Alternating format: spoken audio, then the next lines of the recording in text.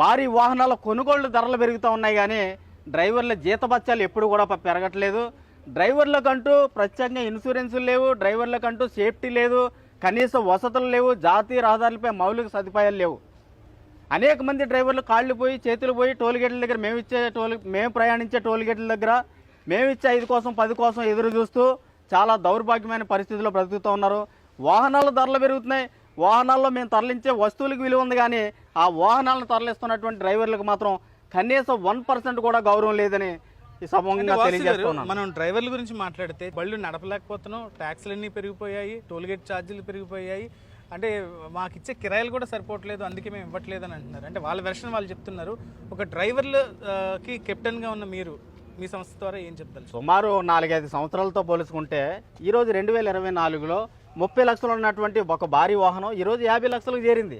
అయినా వాహనాలు కొనటం మానట్లేదు. 50 రూపాయలు ఉన్నటువంటి డీజిల్ ఈరోజు 100 రూపాయలు అయింది. అయినా డీజిల్ కొట్టిస్తూ ఉన్నారు. కానీ 10 సంవత్సరాల నుంచి అదే కమిషను, అదే జీతాలు, అదే బేటాలు పెరుగుతూ ఉన్నాయి తప్ప అత్యవసర సరుకులు ధరలు పెరిగాయి. కానీ డ్రైవర్ల జీతభత్యాలు ఎప్పుడు అదే మాదిరిగా ఉన్నాయి. నిజం చెప్పాలంటే ఈరోజు ఉన్నటువంటి డ్రైవర్లకు వాల్యూ లేక 6 చక్రాల వాహనం ఉండేటప్పుడు డ్రైవర్ క్లీనర్ ఉండేవారు బండిలో. ఈరోజు భారీ వాహన చక్రాలు 14 టైర్లు 16 టైర్లు వాహనాలు వచ్చాయి. కంప్యూటర్ మేధాశక్తితో వాహనాలు తయారు చేస్తున్నారు. కానీ ఒక్క డ్రైవర్ మాత్రమే అంతర్రాష్ట్ర ప్రయాణం చేస్తూ ఉన్నాడు. ఎందుకు? ఉన్నటువంటి డ్రైవర్లకు విలువ లేక క్లీనర్ వ్యవస్థ రావట్లేదు. ఉన్న డ్రైవర్లు మాత్రమే జాతీయ రహదారులు వెంబడి ప్రయాణం చేస్తూ ప్రజలకు అత్యవసర సరుకులు తరలిస్తూ ఉన్నారు. ముఖ్యంగా చెప్పాలంటే డ్రైవర్ వృత్తికి కనీస గౌరవం లేదు. దాని కారణంగానే డ్రైవర్ల పరిస్థితి ఇంత దౌర్భాగ్యంగా ఉంది. మరి ఇన్ని రాష్ట్రాలు బోర్డర్లు దాటి వెళ్తున్న ఒక డ్రైవర్కి ఇన్సూరెన్స్ విషయంలో ఎలాంటి భద్రత ఉంది? అసలు ప్రభుత్వం దీనికి ఏమైనా కల్పిస్తుందా? దీనికి సంబంధించి మీరు ఏమైనా డిమాండ్ని తీసుకుని వెళ్ళారా? అనేక మంది నాయకుల చుట్టూ తిరగడం జరిగింది.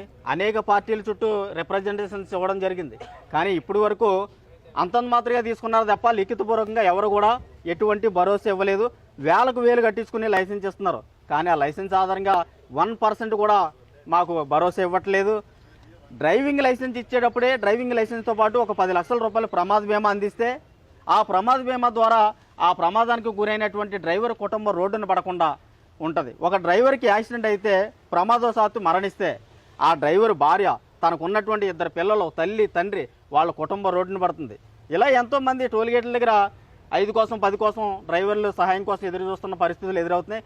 కాబట్టి డ్రైవర్లకు లైసెన్స్తో పాటు రెవెన్యూవల్ ఇంక్లూడింగ్ పెట్టి 10 లక్షల రూపాయలు ప్రమాద బీమా ఇవ్వండి.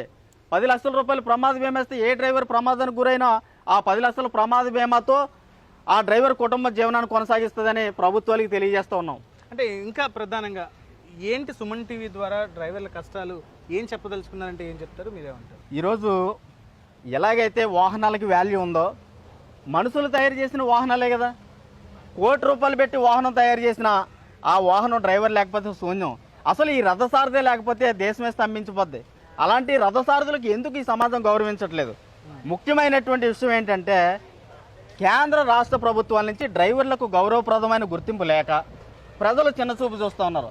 నిజంగా ఈరోజు తినడానికి తిండి, త్రాగడానికి నీరు అందుతుందంటే అది డ్రైవర్ల గొప్పతనం అని మన ప్రధానమంత్రి గారైనా ముఖ్యమంత్రులైనా చట్టసభల్లో కానీ బహిరంగ మీటింగుల్లో కానీ చెప్తే ప్రజలు ఎన్నుకున్నటువంటి నాయకులు గౌరవించారు. కాబట్టి ప్రజలు కూడా డ్రైవర్లను గౌరవిస్తారు. దేశవ్యాప్తంగా కూడా మీది ఒక స్పైడర్ వెబ్ లాగా మీరు స్థాపించిన సంస్థ ఇప్పుడు ఎదిగింది.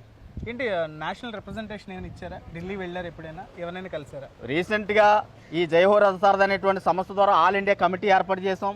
ఆల్ ఇండియా కమిటీ ఆధ్వర్యంలో ఢిల్లీ జంతర్ మంతర్ పర్మిషన్ తీసుకుని ఢిల్లీలో జంతర్ మంతర్లో ఒక ధర్నా ఏర్పాటు చేయడం జరిగింది ఆల్ ఇండియా కమిటీతో. ఆ ఢిల్లీ జంతర్ మంతర్లో కేంద్ర మంత్రి నితిన్ గడ్కరీ గారికి అపాయింట్మెంట్ కోరటం జరిగింది. కేంద్ర మంత్రి నితిన్ గడ్కరీ గారికి రిప్రజెంటేషన్ ఇవ్వడం జరిగింది. కేంద్ర మంత్రి గారు డ్రైవర్ల పట్ల కొన్ని ముఖ్యమైనటువంటి పథకాలు తీసుకొస్తామని చెప్పడం జరిగింది. కానీ ఇప్పటి వరకు డ్రైవర్లకంటూ ఎటువంటి హామీ ఇవ్వలేదు. కానీ డ్రైవర్లు కేంద్ర ప్రభుత్వం స్పందిస్తుందని, కేంద్ర ప్రభుత్వం డ్రైవర్లను గుర్తిస్తే దేశంలో ఉన్నటువంటి ప్రజలంతా డ్రైవర్లను గౌరవిస్తారు అనేటువంటి ఆలోచనతో డ్రైవర్లు ఎదురు చూస్తూ ఉన్నారు. ఒక జవాన్ ఎంత గొప్ప, ఈ రైతు ఎంత గొప్ప, ఈ రైతు పండించిన పంటను దేశ సరిహద్దులో ఉన్న జవాన్కి ప్రజలకు అందిస్తున్న డ్రైవరు ఒకరోజు అస్సాంలో ఉంటాడు, ఒకరోజు కేరళలో ఉంటాడు, ఒకరోజు కలకత్తాలో ఉంటాడు, ఒకరోజు అవుట్ ఆఫ్ రాష్ట్రంలో ఉంటాడు. అందరూ ఒకేసారి ఒకే ప్లేస్కి రాలేరు కనుక నాయకులు డ్రైవర్లను చిన్నచూపు చూస్తున్నారనేటువంటి ఉద్దేశంతో మేము ఉన్నాం. సో ఫైనల్గా సుమన్ టీవీ సాక్షిగా మీరు ఏం చెప్పదలుచుకున్నారు? ఇప్పటికే మీరు భారీ ఎత్తున అంటే ఎక్కడికక్కడ కమిటీలు వేశారు, అన్ని వేసిన పరిస్థితి. ఇంకా ఫర్దర్గా మీరు ఎలా ముందుకు తీసుకెళ్ళబోతున్నారు ఈ యూనియన్ని?